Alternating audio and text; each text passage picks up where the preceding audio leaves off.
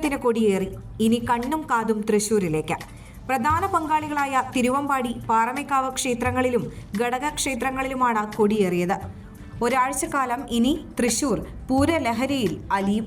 May 6-നാണ് Thrissur Pooram. ആദ്യം പൂരം കൊടിയേറിയത് ഘടകക്ഷേത്രമായ ലാലൂർ കാർത്യായനി ക്ഷേത്രത്തിലായിരുന്നു. തുടർന്ന് പ്രധാന പങ്കാളിയായ തിരുവമ്പാടി ക്ഷേത്രത്തിലായിരുന്നു കൊടിയേറ്റ്. ആർപ്പുവിളികളും ആരവങ്ങളുമായി ദേശക്കാർ ചേർന്ന് കൊടിമരമുയർത്തി.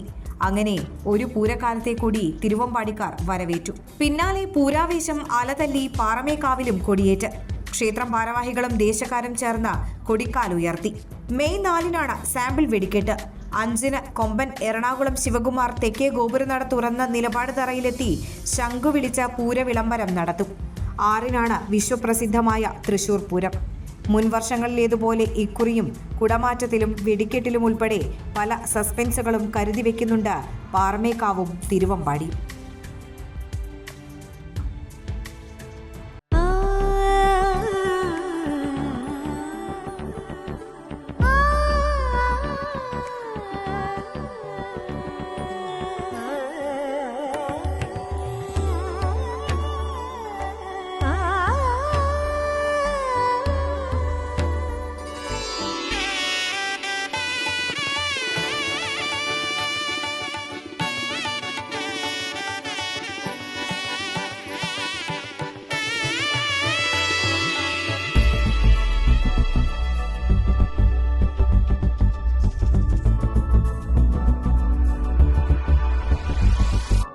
മനം കവരും സ്വർണ്ണ വജ്രശോഭയിൽ മനോഹരമായ ഡിസൈനുകൾ, ലൈറ്റ് വെയ്റ്റ് ആഭരണങ്ങളുടെ മികച്ച കളക്ഷൻസ്, 3 പതിറ്റാണ്ടിലേറെ പാരമ്പര്യത്തോടെ മുഗൾ ഗോൾഡൻ ഡയമണ്ട്സ്, തൃപ്രയാർ 3 പീടിക.